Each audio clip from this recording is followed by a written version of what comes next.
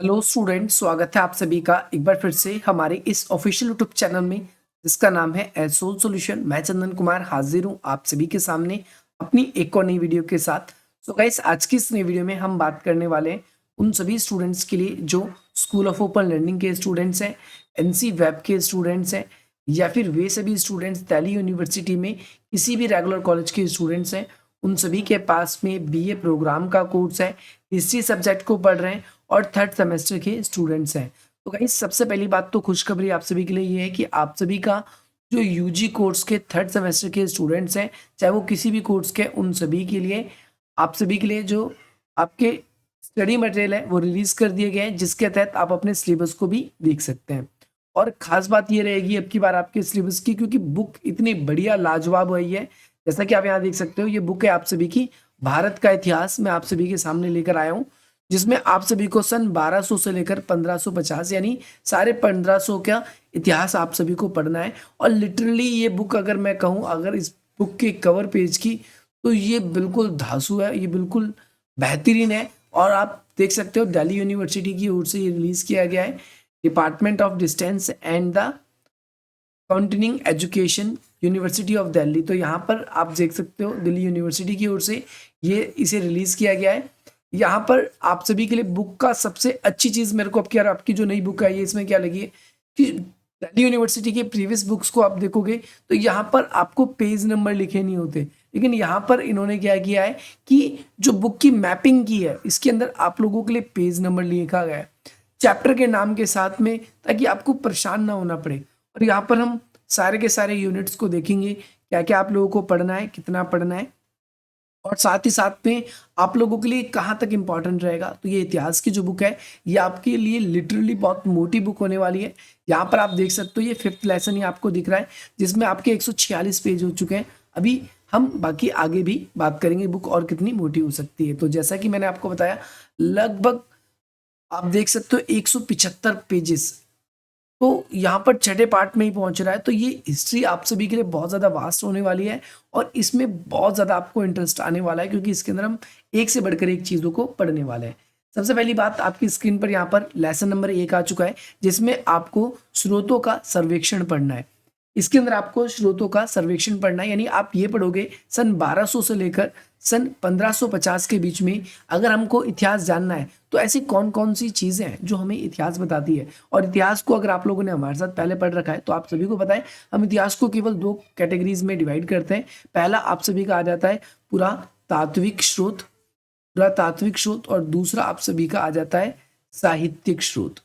तो इन 2 कैटेगरीज के अंदर ही हम सारे के सारे स्रोत को पढ़ते हैं। पुरातात्विक स्रोत में भी आपके कैटेगरी बन जाएगी और साहित्यिक स्रोतों में भी आपकी कैटेगरी बन जाएगी। एक आपके देशज साहित्य हो जाएंगे और एक आपके नॉर्मल वैसे हो जाएंगे। तो इसके अंदर आप सभी को ये ध्यान रखना है कि जो देशज साहित्य हैं वो कौन कौन से हैं और जो देशज साहित्य नहीं है, जो विदेशी यात्रियों के नजरिए हैं, तो उनके बारे में हम चर्चा बाद में करेंगे बिल्कुल डिटेल से। तो पहले चैप्टर में आपको केवल यही पढ़ना है कि सन 1200 से 1550 के बीच में ऐसी क्या क्या चीजें हैं जो हमें इतिहास बताती है। सेकंड चैप्टर की बात करें, सेकंड लेसन आपकी स्क्रीन पर शो हो रहा है, इसमें आपको दिल्ली सल्तनत के बारे में पढ़ना है। सत्ताधारी यानी कौन कौन से शासक रहे दिल्ली सल्तनत के अंदर, कुछ शासक, जिसमें आपको सबसे पहले मैं आपको मोहम्मद गौरी के बारे में पढ़ाऊंगा। मोहम्मद गौरी के बाद में मैं आपको कुतुबुद्दीन ऐबक के बारे में पढ़ाऊंगा। मैं कुतुबुद्दीन ऐबक के बाद में आप सभी को इल्तुतमिश के बारे में पढ़ाऊंगा। इल्तुतमिश के बाद में मैं आप सभी को रजिया के बारे में पढ़ाऊंगा और अंत में आप सभी को मैं बलबन के बारे में भी पढ़ाऊंगा। तो ये सभी शासक रहेंगे जिनसे आपके क्वेश्चन 100% बनेंगे।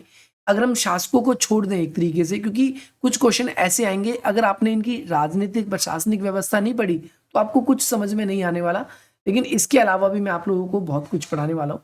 इसमें जैसे आप इनमें इनकी एकता प्रणाली, इनकी प्रशासनिक व्यवस्था और साथ ही साथ में इनकी संस्कृति, इनका कल्चर किस प्रकार का रहा, इन सब चीज़ों को हम सेकंड यूनिट के अंदर पढ़ने वाले हैं। हम सेकंड चैप्टर के अंदर हम इस चीज़ को पढ़ेंगे।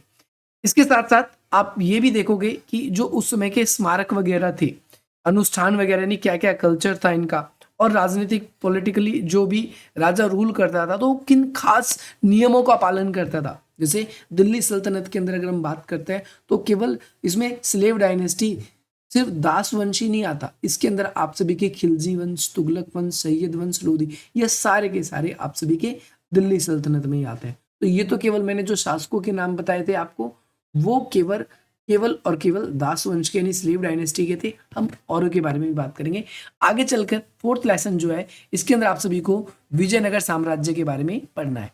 तो विजयनगर साम्राज्य ये आप सभी के लिए बहुत इंपॉर्टेंट इंटरेस्टिंग रहेगा। आई होप आपने क्लास 12th में भी इसको एंजॉय किया होगा, आपने पढ़ा होगा। बाकी हम आपको एग्जाम के पॉइंट ऑफ व्यू से पढ़ाएंगे, बिल्कुल हूबहू वही क्वेश्चन कराएंगे जो आपको एग्जाम में मिलेंगे, क्योंकि हमारे ऊपर आप सभी को पता है आपके जो 77,000 दोस्तों का जो साथ है, वो साथ आपके साथ हमारा ऐसा ही बना रहे। हम इसीलिए आपको फिल्टर्ड कंटेंट प्रोवाइड कराएंगे। नेक्स्ट आपकी स्क्रीन पर है, आपको गुजरात की संस्कृति के बारे में पढ़ना पड़ेगा, गुजरात के थोड़े कल्चर के बारे में पढ़ना पड़ेगा। ये आप सभी के लिए कुछ नया ऐड हुआ है जो आप लोगों को अब की बार देखने को मिलने वाला है। यहाँ पर अगर हम बात करें गुजरात के कल्चर के बाद में, यहाँ पर आपको और क्या पढ़ने को मिलेगा, तो यहाँ पर आपको समाज के बारे में भी और उसकी अर्थव्यवस्था के बारे में कि किस प्रकार से उस समय की, जैसे आप देखोगे सन 1200 से लेकर सन 1200 से लेकर 1550 के बीच में कैसी समाज था हमारा, कैसा सोसाइटी था, क्या चीज़ें खास थी सोसाइटी के अंदर, इकोनॉमिक इसके ऊपर पूरी तरीके से बेस्ड थी, ये सारी की सारी चीज़ें हैं। और लिटरली सिर्फ 175 पेज ही नहीं, देखो यहाँ पर अभी आपके लिए पेजों का सिलसिला लगातार जारी है। और मैं क्योंकि बुक भी आपके सामने ओपन कर रहा हूँ, क्योंकि मुझे पता चला जैसे ही कि आपकी बुक आ चुकी है, मैंने सोचा कि मैं भी आप लोगों के सामने केवल तभी देखूंगा जब आप इसको देख रहे होंगे, क्योंकि जितना मुझे आपको पढ़ाना है उससे ज़्यादा आपको पढ़ना है, क्योंकि आपको अपने एग्जाम में अच्छे मार्क्स लेकर आने, और हमारे साथ आप बने रहेंगे तो आपके साथ अच्छे मार्क्स का सिलसिला भी बना रहेगा। फिलहाल यहाँ पर वक्त है सूफी सिलसिले का, तो आपको पता है सूफी सिलसिले की बात करते हैं हम यहाँ पर, तो 4 सिलसिले हैं आपके। एक आपका सबसे पहले नंबर पे आता है चिश्ती सिलसिला, नक्शबंदिया सिलसिला, कादरी सिलसिला, और इस तरीके से एक और सिलसिला है जिसके बारे में हम डिस्कस करेंगे। तो ये 4 सिलसिले आपको पढ़ने हैं। भक्ति आंदोलन में इनकी क्या भूमिका है इसके बारे में भी हम जानेंगे, और साथ ही साथ में चैप्टर नंबर 8 में हम जगन्नाथ जी के बारे में, या आपके वारकरी और महिला भक्त अंडालनी वगैरह के बारे में, हम इन सब के बारे में भी हम बात करने वाले हैं। तो लिटरली आप देख सकते हो जो 16 की बुक है, 224 पेज की बुक है, और इसके अंदर हम देखो कबीर के बारे में हम पढ़ेंगे, नानक जी के बारे में पढ़ेंगे, हम इसके अंदर जगन्नाथ के बारे में पढ़ेंगे। जगन्नाथ मीन्स जग के नाथ, उड़ीसा के अंदर इनका मंदिर है और उड़ीसा के अंदर ही इनको पूजा जाता है, तो इसके बारे में हम वहाँ पर बात करेंगे। इसके अलावा वुमेन्स का क्या रोल था, अंडालनी वगैरह के बारे में, हम महिला भक्तों के बारे में भी इसके अंदर पढ़ने वाले हैं। अगर हम बात करें चैप्टर नंबर 1 की, यूनिट नंबर 1 की, तो यहाँ पर स्रोत में आप देख सकते हो क्या क्या आपको मेनली पढ़ना है। तो स्रोत में आपको क्या क्या सीखने के स्रोत जो आपको पढ़ाए जाएंगे उसके क्या उद्देश्य हैं, पहले आप ये देखेंगे। इसके अलावा फारसी आपका त्वारीख परंपराएं क्या हैं, इसके बारे में आपको पढ़ना होगा। आपका माल फुजात और आपके प्रेम ख्यान, यानी जो उस समय के कुछ ऐसे राइटर भी रहे थे जिन्होंने अपने जीवन के बारे में लिखा, या अपनी जो भी प्रेम ख्यान के अंदर, इसके अंदर मलिक मोहम्मद जायसी के बारे में आप लोगों को मैं पढ़ाऊंगा, उसके बारे में बताऊंगा। इसके अलावा शिलालेखों के बारे में पढ़ेंगे, उस समय के जो भी राजा थे उन्होंने जो जो शिलालेख लिखवाए, रिपेयर करवाए, या उस पर जो कुछ था इसके बारे में हमको इसके अंदर डिटेल से पढ़ना होगा। और साथ ही साथ में इसमें शिलालेखों की पहचान और से देखो दिल्ली सिलसिला जो सल्तनत का था जिसके बारे में हमने डिस्कस भी किया था यहाँ पर, तो इसमें हम इन सब चीज़ों को पढ़ेंगे। ये 5 चीज़ें आपको यहाँ पर स्टार्टिंग में ही आपको मेंशन की गई है, और बुक बिल्कुल नई है, और बुक का बिल्कुल आगाज भी नया है, और आप लोगों के लिए बिल्कुल बेहतरीन बुक है ये। राजनीतिक सत्ता की बात करते हैं, तो राजनीतिक सत्ता में हम इसमें अलग अलग कुतुब मीनार परिसर के निर्माण के बारे में बात पढ़ेंगे, कुतुबुद्दीन ऐबक और जो इल्तुतमिश के अधीन मस्जिदें थी। आप सभी को पता है कुतुबुद्दीन ऐबक ने कौन सी मस्जिद बनाई थी सबसे पहले, तो आपको हो गए कुव्वत अल इस्लाम और अढ़ाई दिन का झोपड़ा, ये 2 मस्जिदें सबसे इंपॉर्टेंट रहने वाली आप सभी के लिए। बिल्कुल डीप से हम पढ़ने वाले हैं फिरोज शाह तुगलक या फिर जो कुतुबुद्दीन ऐबक थे उनके अधीन एकता प्रणाली कैसी थी, इन सब चीज़ों को हम डिस्कस करेंगे यहाँ पर। देखो कितने बड़े बड़े आपके लेसन हैं, तो इनको हम बिल्कुल अच्छे तरीके से एक्सप्लेन भी करेंगे आप लोगों के लिए। और आप लोगों के लिए जो वीडियो का सिलसिला है वो आप लोगों के लिए जल्दी स्टार्ट हो जाएगा। मैं आप लोगों की क्लासेस बिल्कुल लगाना स्टार्ट कर दूंगा ताकि आप लोग बिल्कुल अच्छे तरीके से पढ़ें। तो विजयनगर साम्राज्य के बारे में जब आप पढ़ोगे तो विजयनगर के साथ में आपको एक नए साम्राज्य के बारे में भी पढ़ना होता है जिसको बोलते हैं हम बहमनी। बहमनी साम्राज्य और विजयनगर और बहमनी का संघर्ष क्या है, हम इसके बारे में पढ़ेंगे। विजयनगर की प्रशासनिक व्यवस्था, केंद्रीय, प्रांतीय और न्यायिक व्यवस्था, तीनों को पढ़ने वाले। बहमनी राज्य को अच्छे तरीके से हम डिटेल से पढ़ेंगे, इसकी प्रशासनिक व्यवस्था भी पढ़ेंगे। इसके अलावा गुजरात का एक नया सिलेबस में आपका ऐड हुआ है, तो ये आप लोगों के लिए इंपॉर्टेंट रहेगा। इसकी वीडियो आप लोगों को यूट्यूब पे ना के बराबर देखने को मिलेगी और हमारी तरफ से आपको सबसे पहले ये वीडियो देखने को मिलने वाली है। इसके अलावा कुछ और भी चीज़ों के बारे में हम डिस्कस करेंगे इसके अंदर, जैसे कि मैंने बताया। तो ये आपके थर्ड यूनिट के अंदर जैसे समाज और अर्थव्यवस्था के बारे में, कि भाई जब महिलाओं का कैसी स्थिति थी, या फिर उस समय के सुल्तान वगैरह जो थे किस प्रकार से शासन करते थे, देवी देवताओं को लेकर, व्यापार को लेकर, बाजार को लेकर, क्योंकि अर्थव्यवस्था में बाजार, व्यापार, कृषि, ये सारी की सारी व्यवस्था आ जाएगी। समाज के अंदर उन महिलाओं की स्थिति, जात पात का सिस्टम, कास्ट सिस्टम, ये सारी की सारी चीज़ें उसके अंदर आ जाएगी। शहर वगैरह किस प्रकार से डेवलप्ड हुए, ये सारी की सारी चीज़ें आपको इसमें देखने को मिलने वाली है।